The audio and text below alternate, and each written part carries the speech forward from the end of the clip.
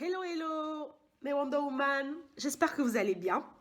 Aujourd'hui, c'est vendredi. Moi, je vais bien. Youhou! Donc, aujourd'hui, nous allons parler des 4 points importants à savoir et à mettre en place avant d'investir dans l'immobilier. L'immobilier, c'est comme tout, hein. On ne peut pas se lancer à l'aveugle. Allez-y, ouais, c'est la fête. Non, non, non, non, non. Il faut mettre en place des stratégies et les suivre régulièrement et mettre en œuvre. Donc, on va passer au premier point. Le premier point, c'est avoir une bonne santé financière. Alors, c'est quoi une bonne santé financière? Une bonne santé financière, c'est quand vous n'avez pas de découvert. Vous devez éviter des découvertes pendant au moins 3 à 6 mois pour être correct en finance. Et éviter les crédits conso.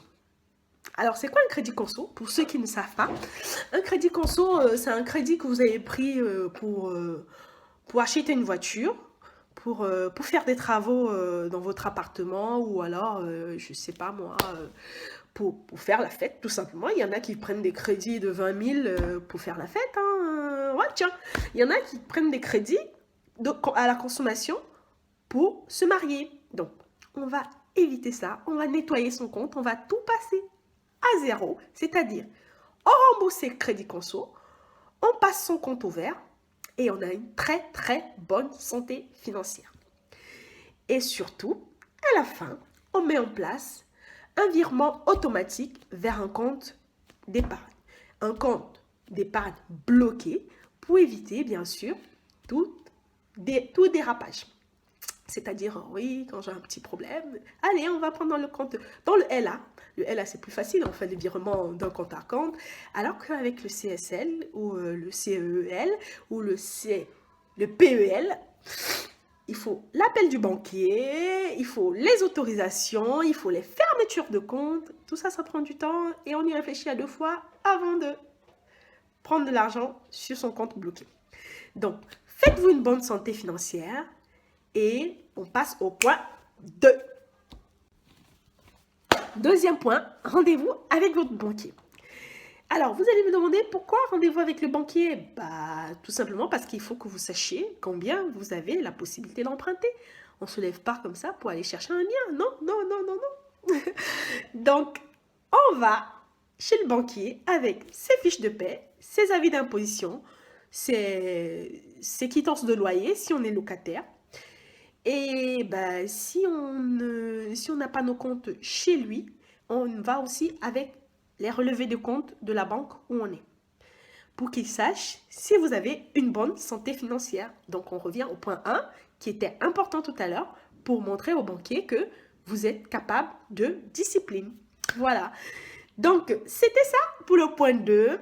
Le point 3, s'inscrire sur les sites de recherche de biens immobiliers.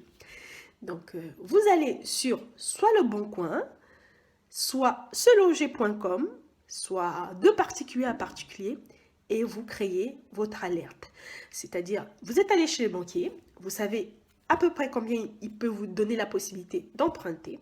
Vous allez sur le site Le Bon Coin ou autre, pour ne citer que cela, et vous entrez vos critères de recherche. C'est-à-dire, vous voulez un studio, 25 mètres carrés, vous mettez un studio 25 mètres carrés, vous mettez la ville où vous voulez votre bien et vous mettez le prix maximum auquel vous voulez acheter votre bien. Et après, vous pouvez faire des recherches avec ou sans travaux, ou voilà. Pensez bien à rentrer tous vos critères afin que les alertes qui vous reviennent ne soient basées que sur ces critères-là. Pour éviter d'avoir des alertes sur des biens qui ne vous intéressent pas du tout, genre vous avez demandé un bien à 100 000 et vous vous retrouvez avec un bien à 300 000. Non, non, non, non. Il faut mettre en place des règles et les respecter. C'est-à-dire, si vous avez 100 000 comme possibilité d'emprunt, vous n'allez pas chercher un bien à 300 000 parce que le banquier, il ne vous prêtera jamais 300 000 vu qu'il a déjà fait une étude sur votre cas et il ne peut vous donner que 100 000. 300 000, votre dossier ne passera jamais. Donc, 100 000 et pas plus. Moins, c'est bien. D'accord les filles? Allez, point numéro 4. Allez dans les agences immobilières pour s'inscrire.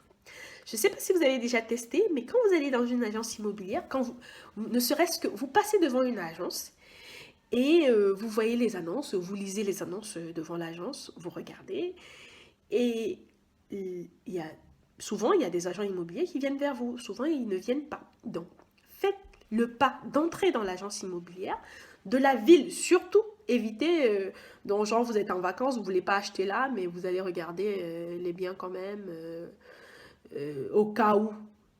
Déjà, si vous êtes en vacances, c'est pas bien, ça veut dire que vous ne connaissez pas le coin. Donc, vaut mieux chercher dans une ville que vous connaissez à la base. Donc, on fait quoi? On entre dans l'agence immobilière, on est reçu par l'agent immobilier et il va vous dire « Oui, alors madame, que puis-je faire pour vous ?»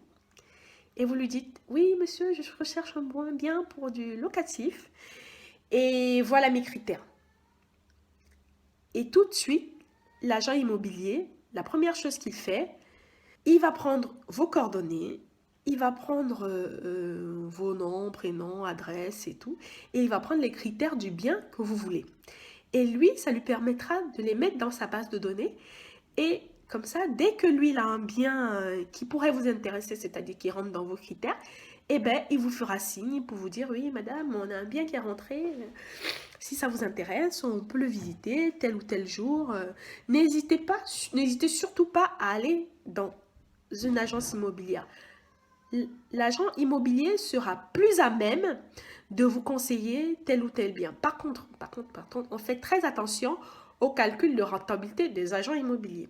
C'est vrai qu'il y a agent immobilier et il y a agent immobilier. Mais pour la petite anecdote, je suis tombée sur un mec qui m'a fait un calcul de renta super chelou, quoi. Quand il a fini, je lui ai dit non, j'ai rien compris, mais ça m'intéresse pas. Moi, dès que je comprends pas un truc, ça m'intéresse plus. Hein. Il faut que ce soit clair et net. Si c'est pas clair, ça veut dire que vous ne pouvez pas expliquer, ce qui veut dire que vous-même, vous ne comprenez pas ce que vous êtes en train de me raconter. Donc, vous calculez vous-même votre rentabilité. Il va vous appeler, il va vous donner un bien, il va vous dire c'est louable ou c'est déjà loué. C'est louable pour tel montant ou c'est déjà loué pour tel montant. Donc, vous avez votre petit fichier Excel pour calculer votre rentabilité. Au pire, vous avez des sites qui proposent des calculs de rentabilité sur 5-10 ans et les calculs des impôts sur ce bien pour toute l'année, pour toutes les années de remboursement du crédit pour le bien. Petit bonus les filles, on ne fonctionne pas au coup de cœur lors des visites. On fonctionne au coût de rentabilité. C'est-à-dire quoi? Vous entrez, vous voyez un bien, il est cher et vous vous dites « Oh, mais c'est pas grave, il me plaît bien, je veux le prendre. » Non, non, non, non. On visite le bien, on a le prix, on essaie de négocier et après, on calcule sa rentabilité. Si elle est bonne, on prend. Si elle n'est pas bonne, au zoo, à la poubelle, au suivant. Voilà, si vous avez aimé la vidéo, n'oubliez pas de partager, liker et surtout, mettez-moi vos commentaires. J'aime quand il y a plein de commentaires. N'oubliez surtout pas de télécharger le guide des 10 astuces pour avoir des revenus complémentaires. Et surtout, voilà, likez, partagez. Si vous avez d'autres idées de conseils que vous voulez, n'hésitez pas à me faire signe et je vous les donnerai. Ciao, ciao les filles, portez-vous bien. Bisous, bisous.